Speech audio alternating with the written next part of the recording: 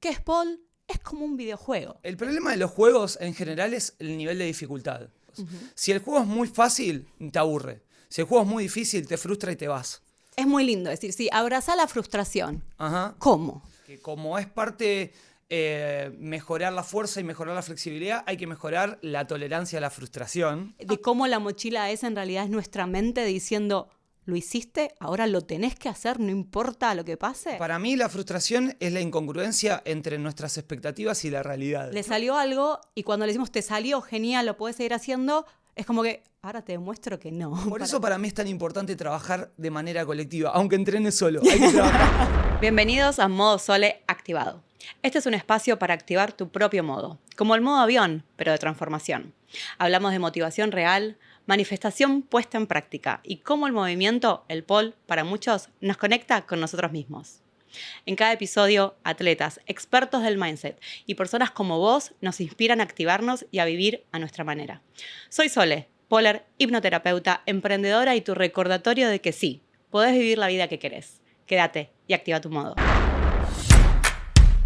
En el episodio de hoy vamos a entrar al pole en modo videojuego. Hoy estamos con Juan Francisco Rodríguez, o muy bien conocido como Juan Palochino. Él es artista de circo, mástil chino y barra, o lo que conocemos como pole o caño.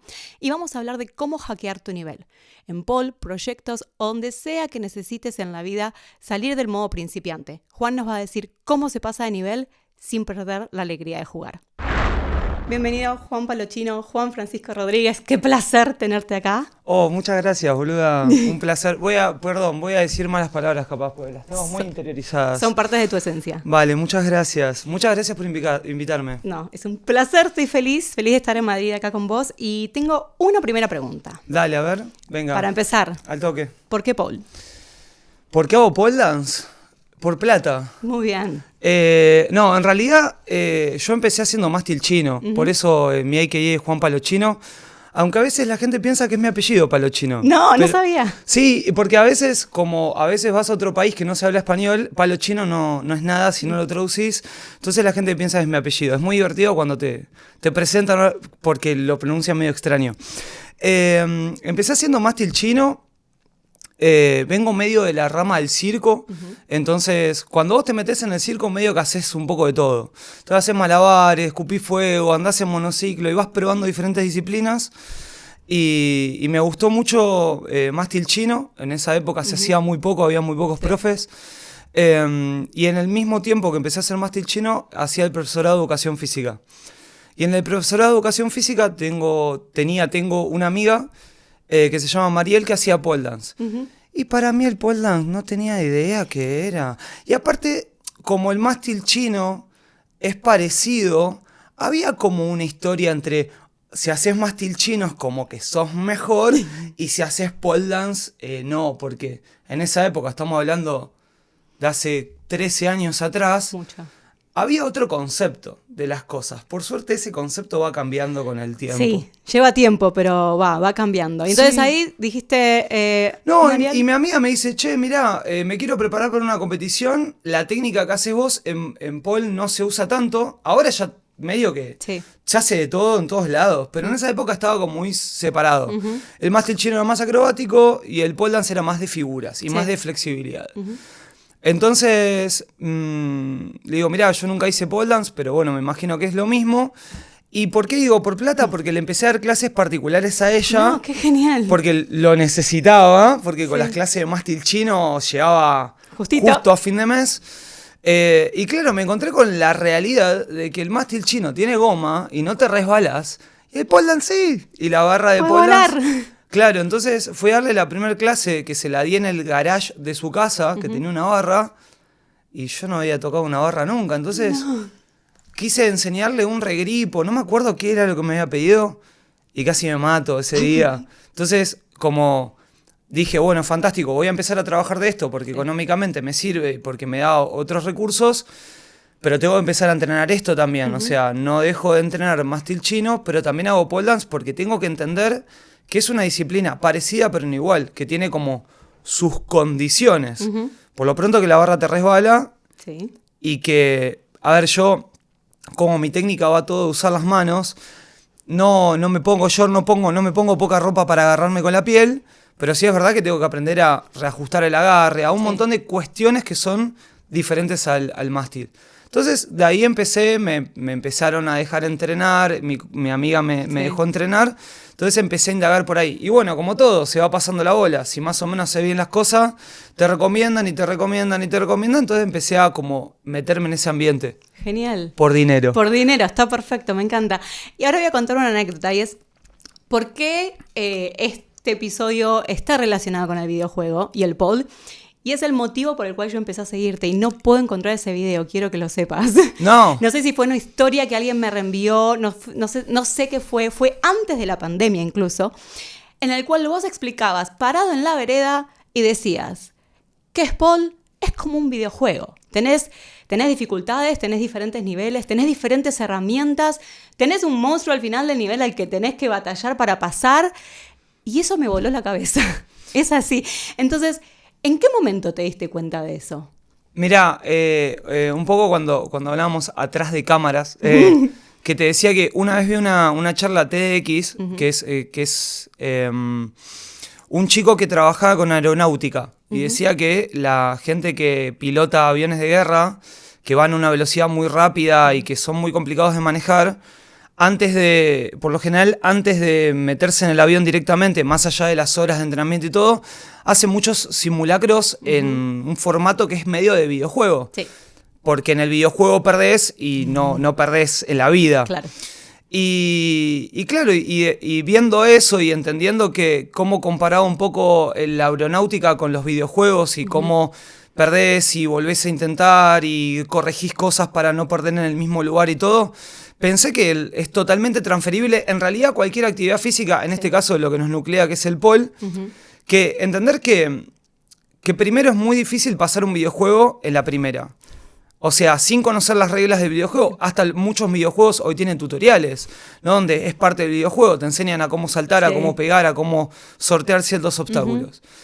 Y el pole funciona un poco así, digo, vos te encontrás con la primer clase, el primer encuentro con la barra, y ya eso es un desafío. Es ya un desafío mismo, contra la gravedad. El elemento es un desafío, no solamente con la gravedad, con el elemento contra tu propio cuerpo.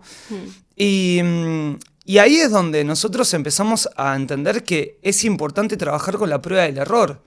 ¿No? Como vos empezás el videojuego, te aparece un muñequito que no sabes si el muñequito te va a matar, si no te va a matar, si lo te podés sortear o tenés que batallar contra eso.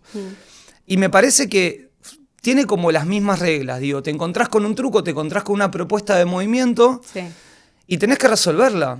Digo, y eso conlleva ciertos aprendizajes que si bien un docente, una profesora, un profesor te pueden acompañar, hay algo de la vivencia que tenés que atravesar, porque yo lo único que puedo hacer como docente es ahorrarte un poco de tiempo, porque lo que de manera autogestionada yo me di cuenta que, por ejemplo, hay que mirar el suelo o poner la mano más abajo en ciertos trucos, y para llegar a esa conclusión capaz que pasó un año. Yo ya te lo digo en la primera clase, entonces ese año te lo ahorré por lo menos para llegar a esa conclusión. Sí, serías como ese tutorial de YouTube, pero después vamos a volver a la parte del instructor. ¿Y hay algún momento en el que vos sentís que emocionalmente, no físicamente, te estancaste en un nivel? Y si es así, ¿qué hiciste para salir adelante? Porque sabemos las emociones cómo nos juegan.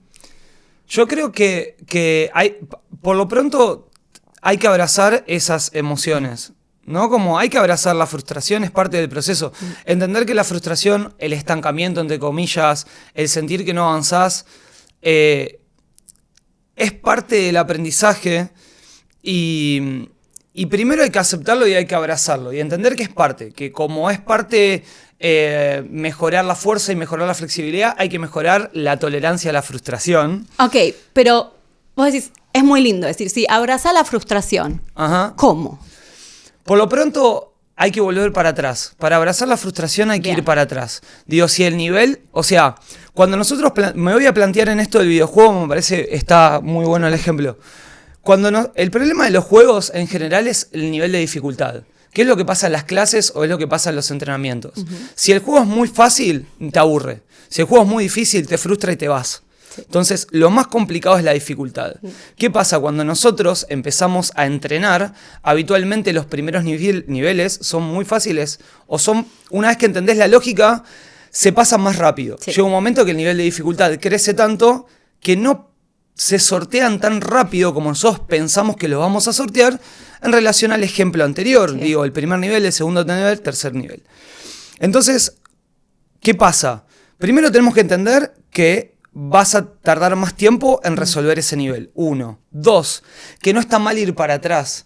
Que a veces el concepto de ir para atrás es ir a peor. Y en realidad, a veces ir para atrás es revisar lo que necesitas revisar para entender ese nivel. Estás jugando el Candy Crush, por ejemplo, Sí. y llegás al nivel número 52, donde hay un panorama que es bastante complicado. Si revisás el nivel 10, capaz que te dé un indicio para resolver el nivel 52. Pero como lo pasaste muy rápido, Perfecto. no lo revisaste. Hay que ir para atrás.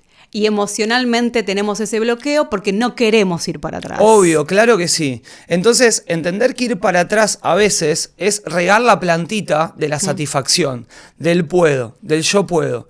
Porque si no, todo el tiempo para mí estamos en un lugar de inconformidad, en donde siempre puede estar mejor, donde siempre puede ser más difícil, donde siempre se puede resolver de otra manera. Vale. ¿Siempre puede estar mejor? Sí. ¿Siempre puede ser más difícil? Sí. Pero si nosotros vamos en búsqueda de esa zanahoria, nos olvidamos de disfrutar el recorrido. Pero no en una cuestión filosófica de abrazar la frustración no, hay que disfrutar el recorrido como que eso es lo divertido.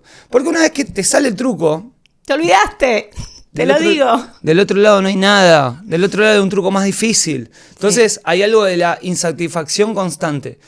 Y para esto, para el pole dance, que es lúdico recreativo, porque para mí es un estilo de vida y es mi ingreso completo, ¿no? Sí.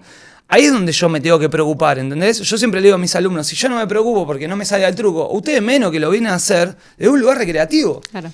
Por diversión nada más. Si te presionan el trabajo, si te presiona la sociedad para tener cierta estética, si te presionan todo el tiempo, el espacio recreativo, que es el pole en este caso, es el lugar para no presionarte. Exactamente. Y vos decís, hablando de la frustración, ¿no? ¿Por qué el fracaso es una mala palabra? ¿Por qué nadie quiere fracasar? Pero porque para mí la frustración es la incongruencia entre nuestras expectativas y la realidad. Palabrotas. Así. Titular. Digo, vos tenés una expectativa de lo que querés hacer, eso, la realidad te dice que no es tan fácil o no sucede de esa manera, entonces te frustrás. ¿Qué pasa? ¿No hay que ir con expectativas? Sí, hay que ir con expectativas, pero las expectativas que nosotros tenemos que entender que no son exclusivamente la realidad. Claro. Entonces, por eso nos frustramos. Habitualmente el problema de pole en general, y que para mí lo que frustra más, no es que no te salga el ejercicio. Es cuando te sale y después no te sale. Exactamente. Eso es un fracaso para mucha gente. Claro. Por eso yo trato de, cuando le sale el truco, por ejemplo, vamos a poner el ejemplo de un handspring que nos nuclea a todos y que hay mucha gente que le cuesta. Te sale el handspring, te bajás, festejás, subís el video a Instagram. Obviamente. Y después, ¿qué pasa? Cuando vos vas a volver a intentar el handspring, vos vas con la mochila de me tiene que volver a salir, que esa mochila te la pones vos en realidad. Entonces, digo, yo siempre les digo a mis alumnos, no te salió. Y me miran como si me acaba de salir, no te salió. No. Pero no te lo digo porque piense que no te va a salir o porque piense que lo que hiciste no está bien, que está re bueno, te salió, lo aplaudimos. Para sacarte un poco esa mochila y entender que no importa, habitualmente los trucos que mejor transitamos son de los que esperamos muy poco. Exactamente, sí. Pará, porque hay algo que te quiero decir con respecto a la frustración de la mochila que nos ponemos, ¿no? ¿No crees que ahí entonces va el 20% es talento y 80% es mente? De cómo la mochila esa en realidad es nuestra mente diciendo...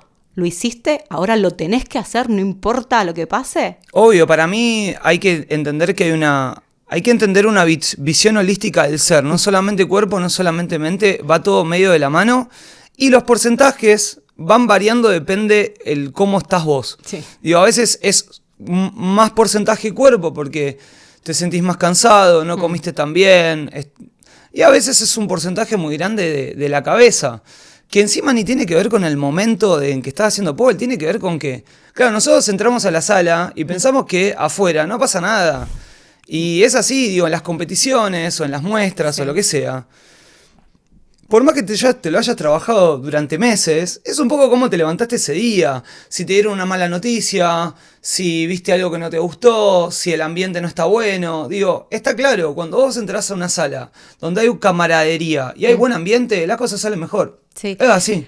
Pero vos crees que muchas veces a muchas personas les pasa esto del autoboicot. O Obvio, sea, digo porque claro. justamente viene a colación y me acordaba a personas de que le salió algo y cuando le decimos te salió genial, lo puedes seguir haciendo, es como que ahora te demuestro que no, para que veas que en realidad no sos tan perfecto como querés ser. Yo creo que la gran mayoría de las personas, en general y en muchos aspectos de la vida, no podemos creer que nos haya salido. ¿Entendés? Como hay algo de la convicción de decir, ¿puedo? Eso está muy bueno. Que no lo tenemos tan interiorizado. ¿No? Entonces vos ves a la gente bajarse de un truco que está muy bien, obviamente para esas personas puede estar mejor, y es como, no. Y es como, sí, yo cuando doy clase digo, cuando vos vas al colegio y te entregan una nota y te sacás, por ejemplo, un 8, vos no vas al profesor a decirle, ay, profesor, es que un 8, no, yo No. un 10 quiero.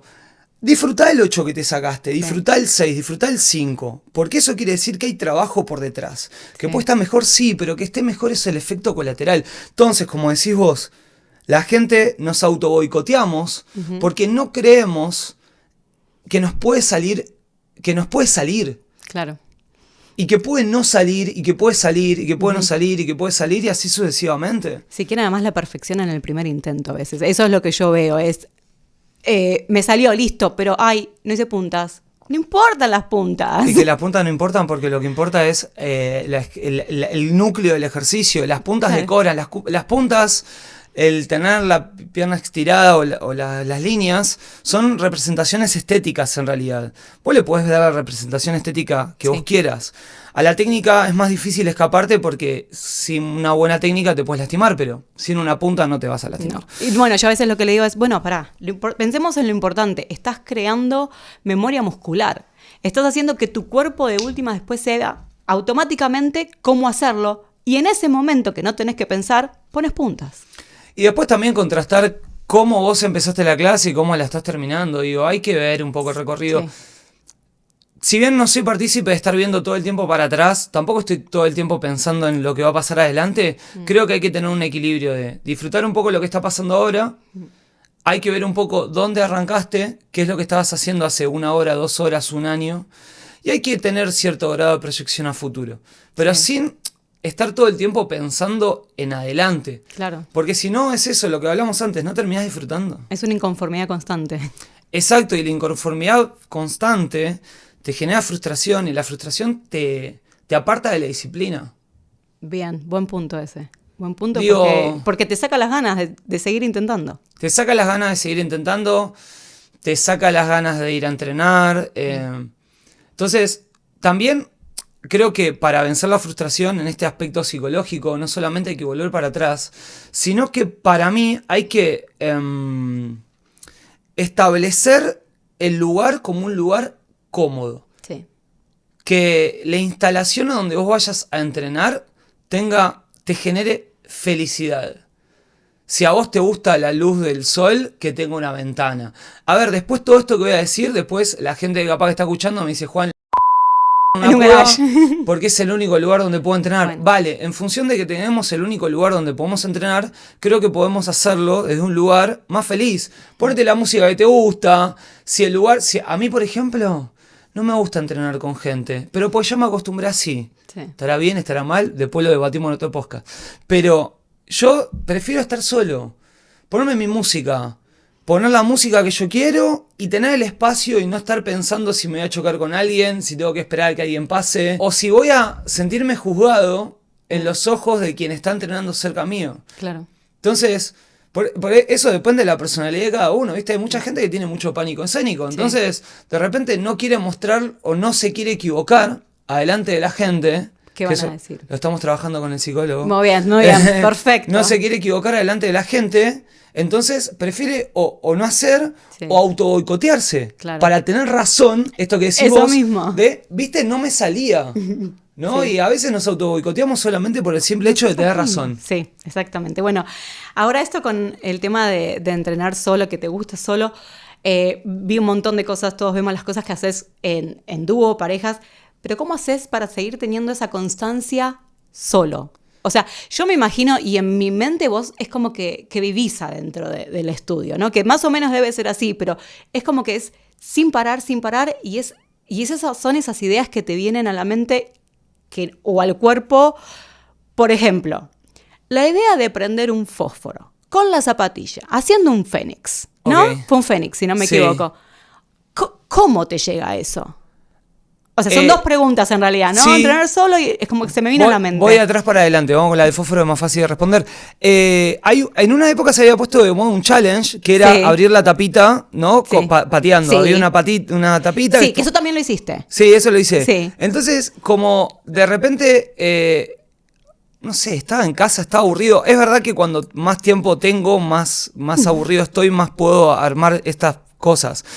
Y estaba en mi casa argentina, y que tengo cocina a gas, y estaba prendiendo el fósforo, y tuve un flashback, como de la fricción, ¿no? Y digo, si yo puedo prender el fósforo con la mano, entonces podría prender el fósforo pateando. Pero entonces, si puedo prender el fósforo pateando, si me pego el fósforo a la zapatilla, entonces puedo prender el fósforo haciendo un fénix porque yo ya abrí una botella. Wow. ¿Entendés? Entonces hay como... A ver, para mí está bueno, para que se te abra un poco la cabeza, Sí. consumir otras cosas. Para mí, si vos ves mi Instagram, consumo gente de pole dance, que es la gente que sigo y compartí trabajo, etc. Y un montón de boludeces más, como escalada, gente que hace acrobacia, Sí. muchas cosas de circo, algunas cosas de teatro, porque me parece que de ahí funciona el traspolar, ver cómo traspolar algo que se está haciendo en un lugar y ver si se puede llevar a otro. Digo, para mí un ejemplo, dos personas que para mí lo trabajan muy bien eso es Dimitri Politov, Sí. que lleva como la acrobacia, el parkour y un poco eso a la barra, e Ivonne Smink, que Sí. lleva todo el concepto de baile, de danza, a eso, como Tere, digo, como Pulp Fiction, que consume un montón de danzas diferentes y las nuclea después con la barra de Paul. Entonces, consumir cosas. Consumir y te quedan dando vueltas en la Te quedan dando cabeza. vueltas en la cabeza, en algún momento haces insight, decís, bueno, si pongo esto acá y pongo esto allá, voy.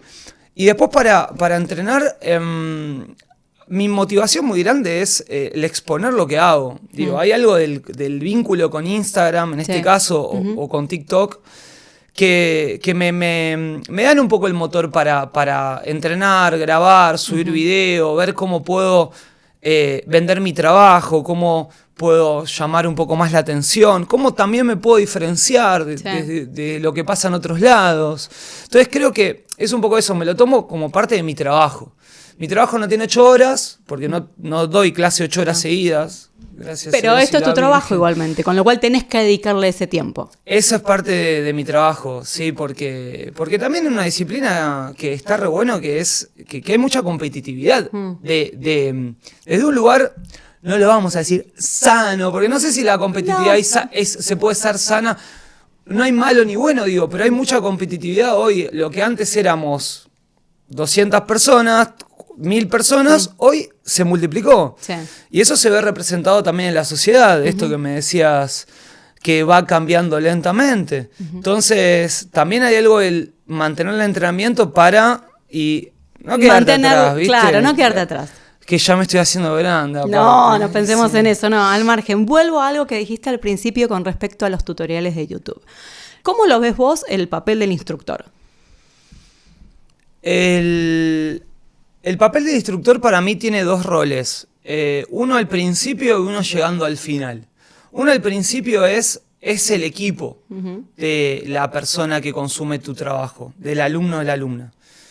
No hay un orden jerárquico, aunque la disciplina y el formato de la clase establezca un orden jerárquico. para mí no hay un orden jerárquico en donde ni el instructor está por arriba del alumno, ni el alumno está por arriba del instructor porque es el que paga. Y yo siempre digo que es como un guía espiritual. En realidad es una persona que te está acompañando y a través de su vivencia, de su prueba del error y el análisis de la técnica, te va a acompañar a un desarrollo teniendo en cuenta que vos no sos una tabula rasa, que sos una persona que viene con un montón de contenido de su vida y trata de entender cómo vos te relacionás con tu cuerpo y con tus emociones y trata de acompañar en ese camino. Eso es al principio para mí, al principio de la mitad. Y después el instructor, una vez leí un libro de educación que dice, los instructores tenemos que entender nuestra cualidad como suicida. ¿Qué quiere decir eso? Que el instructor tiene que dar clases para dejar de dar clases. Es tan cierto. Lo que pasa es que no todo el mundo, como el psicólogo. Sí. El psicólogo te tiene que ayudar a darte herramientas y acompañarte en un momento de tu vida para no acompañarte más y que vos puedas resolver solo. Digo, hay alumnos donde les digo como, yo ya cumplí. Claro, ya está tu parte, ya está hecha. Ya tenés que descubrir tu movimiento, tenés que descubrir las cosas que te gustan. Yo todo lo que te podía dar, te lo di. Después hay mucha gente que sigue eligiendo tu trabajo porque no solamente lo elige por aprender trucos o mejorar la técnica, sino que es un espacio recreativo, le gusta, cómo se libera, trabaja los miedos, se trabajan otras cosas. Pero para mí el instructor es eso, un acompañante y una persona que tiene que saber ¿hasta dónde? Hasta dónde. Creo que hay muchos instructores que no tienen en consideración eso y tratan de seguir. Sí, entiendo que es trabajo, ¿viste? Y si vos dejás de tener alumnos, tenés menos trabajo. Pero hay tantos posibles nuevos alumnos que... El sol sale para todos y hay mucha gente. Sí. Entonces creo que para mí el instructor tiene ese rol. Perfecto. Ahora hay una pregunta clave que te quiero hacer. Y yo siempre dije que vos sos de otro planeta. Lo dije antes de que te hicieras el tatuaje en la mano. Ah, mirá, es verdad. Que venías del espacio. Es un... si vos vinieras realmente de otro planeta. Vale. ¿Qué mensaje traerías a este mundo, a gente que hace pole, gente que no hace pole, en general, lo que fuese, que digas, esto viene del más allá? Te lo voy a simplificar con otro tatuaje que tengo. Que tengan paciencia. Que tengan paciencia. Creo que todo se resume un poco a eso. Porque la paciencia también acompaña a tolerar la frustración, acompaña a tolerar al otro. No es que yo soy el súper... A ver, yo soy un calentón de a veces, y tengo mis días y me frustro y no estoy tan elevado. No compres la moto, como si no te quiero vender la moto. Pero es verdad que para mí, desde que tengo tatuado paciencia, por lo pronto cada tanto me acuerdo que tengo tatuado paciencia y trato de tener paciencia. Estás en la cola del supermercado y es como, tengo tatuado paciencia. Entonces, no puedo con estas letras acá andar... Mi papá me dice, ¿pero vos no tenés tatuado paciencia? Sí, pero lo tengo tatuado para que los demás lo vean, porque yo al espejo veo otra cosa. Pero es un poco eso, si yo tuviese que dar un mensaje, entre comillas, creo que tiene que ver con eso. La paciencia te acompaña a tener tolerancia con el otro, con vos mismo, a entender un poco cómo funciona la frustración, a darle una vuelta de rosca a las cosas. Creo que para mí es importante tener paciencia. Perfecto, el mensaje de más allá es... Paciencia, tenga paciencia. Bien, bueno, y eso en realidad me respondió la última pregunta que yo tenía, era ¿qué modo la gente tiene que activar cuando algo no le sale? Y es, activa tu modo paciencia, más o menos. Sí, activar el modo paciencia y activar el modo de que todos transitamos por ahí, todos pasamos por ahí. Sí. Por donde el lugar del aprendizaje, el lugar de la frustración, porque a veces... Hay una peli que, no me acuerdo cómo se llama, una peli de estas como de educación, donde los niños son todos problemáticos, y viene una profesora a cambiarles la vida, que después la realidad no es así, pero no importa. Los había puesto todos en una fila, en una fila así uno al lado del otro, y les decía que cierren los ojos, ¿no? Sí. Entonces, como eran de bandas y no sé qué, les decía, bueno, den un paso adelante los que alguna vez robaron, ¿no? Y con los ojos cerrados daban un paso adelante los que habían robado. Los que le mataron a un familiar, los de bla, iban caminando, ¿no? Entonces, de repente, les hacían abrir los ojos y mirar a los costados, y de repente te das cuenta que todos habían caminado, un poco más, un poco menos. Sí. ¿Qué quiero decir con esto? Que hay el mood que hay que activar también, es el entender que vos no estás solo y que tu problema es el de todos. Es el de todos. A todos no les sale el truco. A todos se frustran. Todos. Por eso para mí es tan importante trabajar de manera colectiva. Aunque entrenes solo, hay que trabajar de manera colectiva. Para entender que los demás están en la misma que vos. Sí. Y que vos no sos el único que tenés ese problema de no me sale el truco. A los demás también. Sí. A alguno le sale un poco más rápido. No quiero que te pongas en competitividad con el otro, pero entender que trabajás en conjunto con los demás y que no pasa nada. Y que no pasa nada, eso es lo fundamental. Juan, gracias, me quedaría horas hablando acá con vos. Nada, es un placer. Y esto fue en realidad para mostrar a la gente que como quieras activar tu modo o hackear tu nivel de pole, siempre hay un montón de cosas chiquitas ahí que están dando vueltas, como la paciencia, entender, volver para atrás. Y gracias a vos por recordarnos esto en este día, en este episodio de hoy, y a todos los demás por estar ahí presentes. Gracias por haber estado en modo Sole activado y nos vemos en el próximo episodio. Adiós, muchas gracias.